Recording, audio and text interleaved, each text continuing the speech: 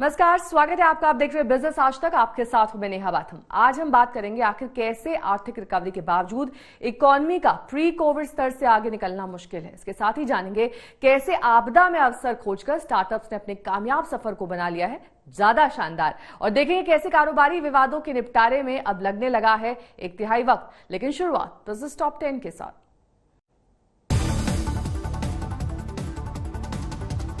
Corona काल में ज्यादातर पैसेंजर ट्रेन के ना चलने से रेलवे को हुआ नुकसान। 36,000 करोड़ रुपए का हुआ लॉस।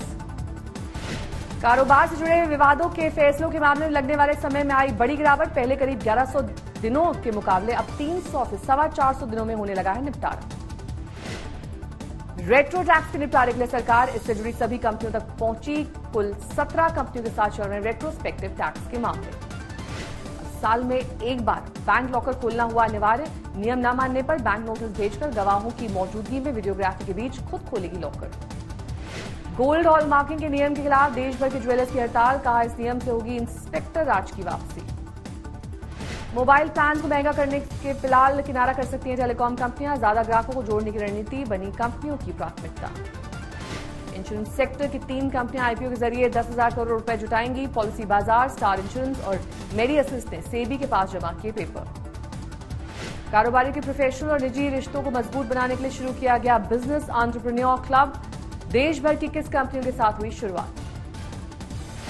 यूलर मोटर्स को लॉन्च से पहले ही ई कॉमर्स कंपनी ने 2500 इलेक्ट्रिक वाहनों का मिला ऑर्डर। फ्लिपकार्ट, बिग बास्केट और उड़ान से मिले ऑर्डर्स।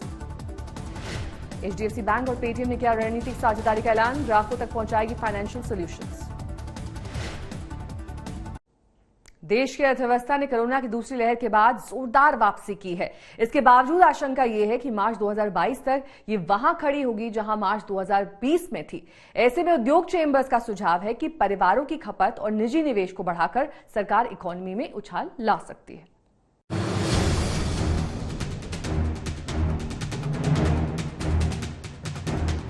पिछले हफ्ते घरेलू रिसर्च एजेंसी इंडिया रेटिंग्स ने देश की विकास दर का अनुमान घटाते वक्त कहा था कि इस साल भारतीय अर्थव्यवस्था बामुश्किल ही कोरोना काल में हुए घाटे की भरपाई कर पाएगी। इसका मतलब हुआ कि प्री कोविड स्तर के वक्त देश की जीडीपी की जो हालत थी, देश केवल वहीं तक का सफर कर पाएगा।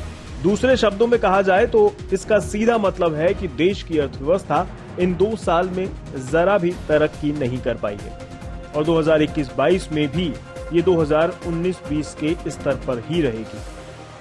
Because of COVID, there has been a significant downturn in 21, and even if the recovery, the way we have projected, takes place, then barely we will be recovering the lost ground. In other words, the size of the economy would just be as big as it was at the end of fiscal year 20. ऐसे में नीति निर्माताओं के लिए ये बड़े संकट और चुनौती की बात है। यानी 2021-22 के बीच हुए 7 महीनों में सरकार को ऐसा कुछ करने की जरूरत है जिससे नुकसान की भरपाई के साथ साथ देश की जीडीपी में कुछ अतिरिक्त भी जोड़ने में मदद मिले। इसका फॉर्मूला उद्योग चैम्बर PHDCCI ने सुझाया है। PHDCCI के मुताबिक अर्थव्यवस्था में डिमांड बढ़ाने के लिए परिवारों की खपत को बढ़ाने की जरूरत है। इसके साथ ही मौजूदा हालात में निजी निवेश को बढ़ावा देने की भी सख्त जरूरत है। PHDCCI का सुझाव है कि सरकार को नेशनल इंफ्रास्ट्रक्चर पाइपलाइन के खर्च को पहले ही जारी कर देना चाहिए।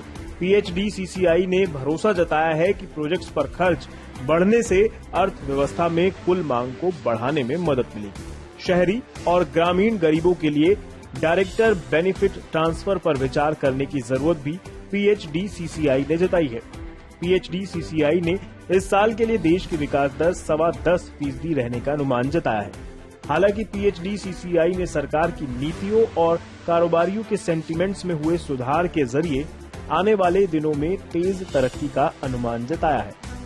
PHDCCI का मानना है कि ज्यादातर इंडिकेटर्स तेजी का ही दावा कर रहे हैं। साथ ही अब देश की अर्थव्यवस्था प्री कोविड स्तर से भी आगे निकलती नजर आ रही है।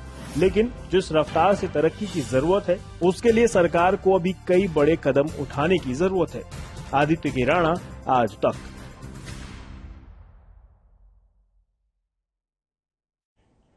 आपदा में अवसर खोजने की सीख को स्टार्टअप्स ने साकार कर दिया है। कोरोना काल में अर्थव्यवस्था के ज्यादातर पहियों की चाल सुस्त हो गई थी, लेकिन इकोनॉमी की स्टेपनी बनने को तैयार स्टार्टअप्स ने इस दौरान रिकॉर्ड निवेश जुटाया है। ऐसे में ये सेक्टर्स आर्थिक तरक्की में बड़ा योगदान करने का इरादा जाहिर कर चुके हैं।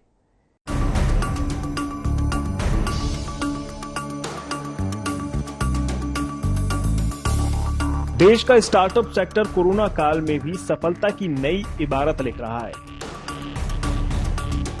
कोरोना काल में भले ही अर्थव्यवस्था की कमर झुक गई हो, लेकिन स्टार्टअप ने इसका सहारा बनने की भरपूर कोशिश की है। इसकी मिसाल है स्टार्टअप सेक्टर को लगातार मिलने वाला निवेश, जो नेस्कॉम पीजीए लैब्स की एक रिपोर्ट के मुताबिक अप्रैल जून तिमाही में 6.5 अरब डॉलर के स्तर पर पहुंच गया है। जनवरी मार्च के मुकाबले यह आंकड़ा 71% ज्यादा है। रिपोर्ट में कहा गया है कि 11 स्टार्टअप्स इस दौरान यूनिकॉर्न क्लब में शामिल हो गए हैं। 1 अरब डॉलर से ज्यादा के वैल्यूएशन वाले स्टार्टअप्स को यूनिकॉर्न कहा जाता है। अप्रैल जून तिमाही के दौरान स्टार्टअप इकाइयों में निवेश की 160 डील हुई है। कोरोना की दूसरी लहर से बुरी तरह प्रभावित रहने के बावजूद इस तिमाही में जनवरी मार्च के मुकाबले निवेश से जुड़े सौदों की संख्या 2% ज्यादा रही है। नेस्कॉम पीजीए लैब्स के मुताबिक अप्रैल जून तिमाही इस मायने में खास रही है कि इस दौरान सबसे ज्यादा स्टार्टअप्स एलीट यूनिकॉर्न क्लब में शामिल होने में कामयाब रहे हैं। अब देखते हैं अप्रैल जून तिमाही में किस किस स्टार्टअप को कितना निवेश मिला। नेस्कॉम पीजीए लैब्स के मुताबिक इस दौरान सबसे बड़ा सौदा फूड डिलीवरी प्लेटफॉर्म स्विगी का रहा। स्विगी ने अप्रैल जून तिमाही में 80 करोड़ डॉलर का फंड हासिल किया, जबकि शेयरचैट ने 50.2 करोड़ डॉलर, बायजूस ने 34 करोड़ डॉलर, फार्मीजी ने 32.3 करोड़ डॉलर, रमीशो ने 30 करोड़ डॉलर, पाइन लैब्स ने 28.5 करोड़ डॉलर, डिलीवरी ने 27.7 करोड़ डॉलर, जेटा ने 25 करोड़ डॉलर, ट्रेड ने 21.5 करोड़ डॉलर और अर्बन कंपनी ने 18.8 करोड़ डॉलर का निवेश जुटाया। नेस्कॉम पीजीए लैब्स के मुताबिक दूसरी कोरोना लहर के असर से बेहाल रही अप्रैल जून तिमाही में स्टार्टअप्स ने जो कमाल किया है, उसने आगे के लिए उम्मीदें बढ़ा दी हैं। माना जा रहा है कि आने वाली तिमाहियों में फंड जुटाने के मामले में स्टार्टअप्स शानदार प्रदर्शन करेंगे। फिलहाल तो कई राज्यों में लॉकडाउन की बंदिशों को पूरी तरह खत्म नहीं किया गया है। जैसे जैसे इनको पूरी तरह से हटाया जाएगा, वैसे वैसे इकोनॉमी के बाकी सेक्टर्स की तरह स्टार्टअप्स में ज्यादा तेजी आएगी और ये फंड जुटाने के नए रिकॉर्ड कायम करने में कामयाबी हासिल कर सकेंगे। आदित्य केराणा, आज तक।